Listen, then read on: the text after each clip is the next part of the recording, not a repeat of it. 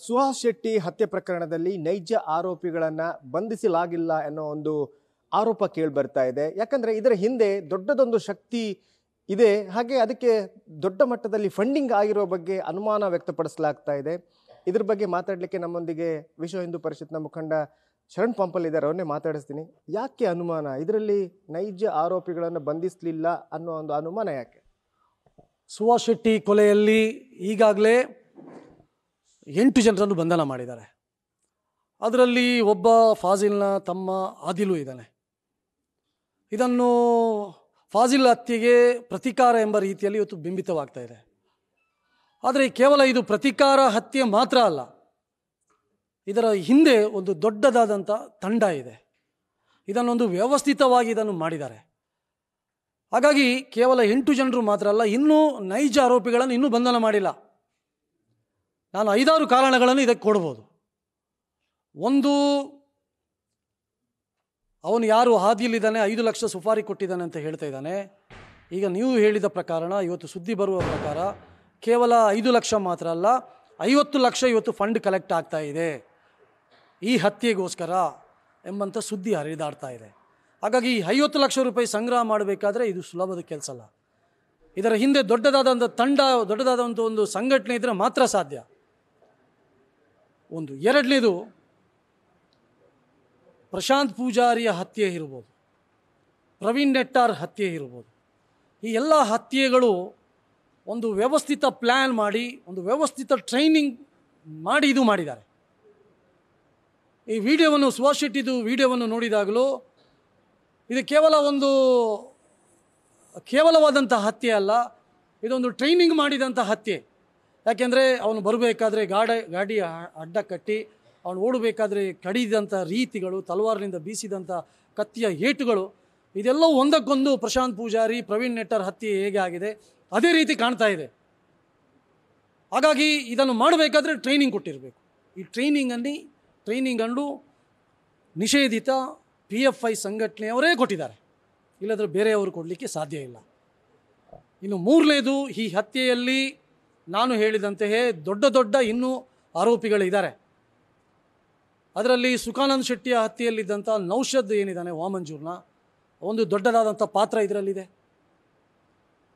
ಇನ್ನು ಪ್ರಶಾಂತ್ ಪೂಜಾರಿ ಹತ್ಯೆಯಲ್ಲಿದ್ದಂತಹ 2 ಇದ್ದಾರೆ, ಮುಸ್ತಬಾ ಮತ್ತು ಕಬೀರ್.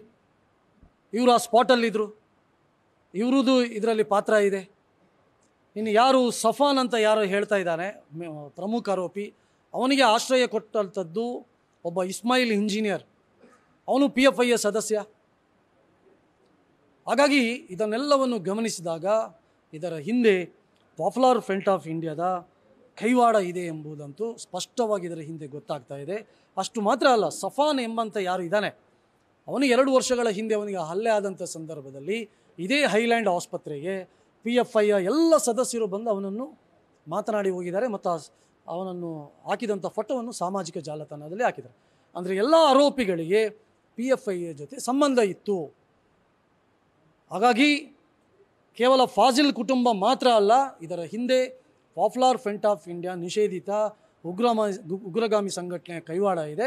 ಅದಕ್ಕೋಸ್ಕರ ನಾನು ಮಾಧ್ಯಮದ ಮುಖಾಂತರ ಸರ್ಕಾರಕ್ಕೆ ಆಗ್ರಹ ಮಾಡ್ತೀನಿ, ಕೇವಲ ಇಲ್ಲಿಯ ಸ್ಥಳೀಯ ಪೊಲೀಸರ ತನಿಖೆ ಮಾತ್ರ ಸಾಲದು, ಇದನ್ನು ರಾಷ್ಟ್ರೀಯ ತನಿಖಾ ದಳದ ಮುಖಾಂತರ ತನಿಖೆ ಮಾಡಿದರೆ ಇದರ ಸತ್ಯಾಸತ್ಯತೆ ಹೊರಗೆ ಬರುತ್ತೆ ಎಂಬುದನ್ನು ನಾನು ಆಗ್ರಹವನ್ನು ಮಾಡ್ತಾ ಇದ್ದೀನಿ. ಈಗ ಈ ಒಂದು ಹತ್ಯೆ ಪ್ರಕರಣದಲ್ಲಿ ರಾಜಕೀಯ ಮಾಡಲಾಗ್ತಾ ಇದೆ ಅನ್ನೋದು ಕಾಂಗ್ರೆಸ್ನ ಆರೋಪ.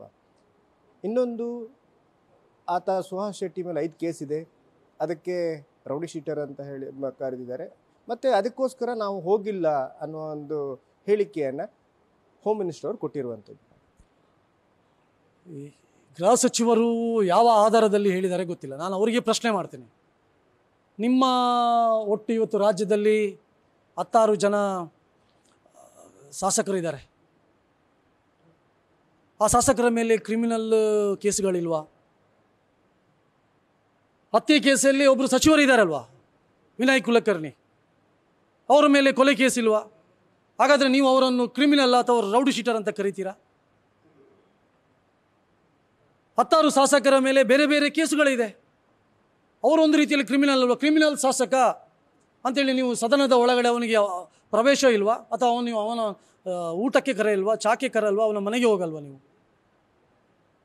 ನೋಡಿ, ಕಾಂಗ್ರೆಸ್ನವರು ಕೂಡ ಯಾವುದೋ ಒಂದು ಸಿದ್ಧಾಂತಕ್ಕೆ, ಯಾವುದೋ ಒಂದು ತತ್ವಕ್ಕೋಸ್ಕರ ಹೋರಾಟ ಮಾಡ್ತಾರೆ. ಅಂಥ ಸಂದರ್ಭದಲ್ಲಿ ಬೇರೆ ಬೇರೆಯವ್ರ ಮೇಲೆ ಕೇಸ್ಗಳಾಗುತ್ತೆ. ನಾವು ಕೂಡ ನಾವೊಂದು ತತ್ವ, ನಾವೊಂದು ಸಿದ್ಧಾಂತ, ನಾವೊಂದು ಉದ್ದೇಶವನ್ನು ಇಟ್ಕೊಂಡು ಹಿಂದೂ ಸಂಘಟನೆಯಲ್ಲಿ ಕೆಲಸ ಮಾಡ್ತಿದ್ದೀವಿ.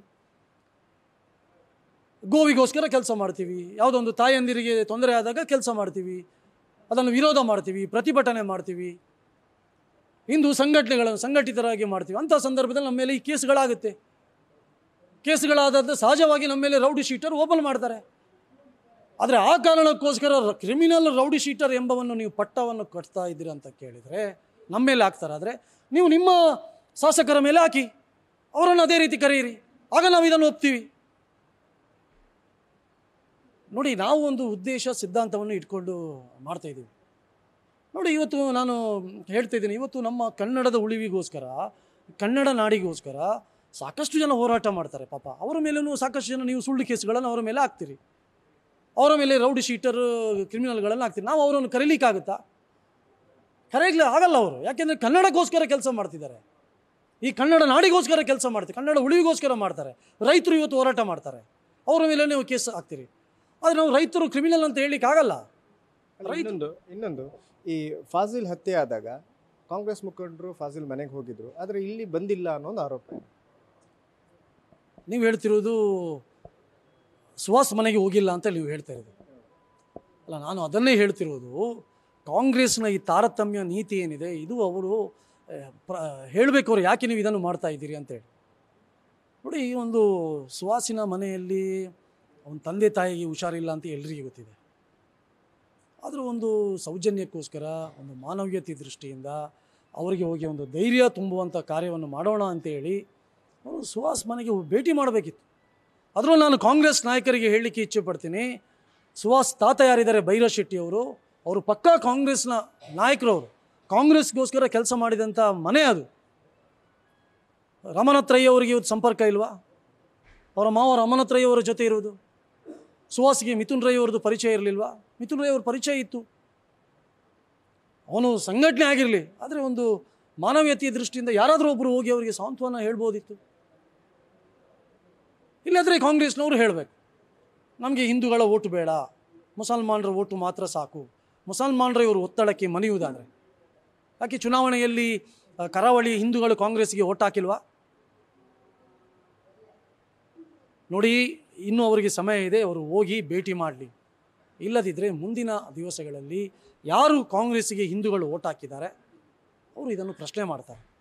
ಇನ್ನೊಂದು, ಈ ಬೆಳವಣಿಗೆಗಳ ನಂತರ, ಸುಹಾಸ್ ಶೆಟ್ಟಿ ಹತ್ಯೆ ಆದ ನಂತರ ಸಾಮಾಜಿಕ ಜಾಲತಾಣಗಳಲ್ಲಿ ನಿಮ್ಮನ್ನು ಟಾರ್ಗೆಟ್ ಮಾಡಿ, ಭರತ್ ಕುಂಬ್ಡೇಲನ್ನು ಟಾರ್ಗೆಟ್ ಮಾಡಿ, ಡೇಟ್ ಫಿಕ್ಸ್ ಮಾಡಿ, ಟೈಮಿಂಗ್ ಫಿಕ್ಸ್ ಮಾಡಿ ಬೆದರಿಕೆ ಹಾಕ್ತಾ ಇರುವಂಥದ್ದು, ಇದ್ರ ಬಗ್ಗೆ ಏನು ಹೇಳ್ತೀವಿ? ನೋಡಿ, ಈ ರೀತಿಯ ಹೆದರಿಕೆ ಸಾಕಷ್ಟು ಸಲ ನಮಗೆ ಬಂದಿದೆ.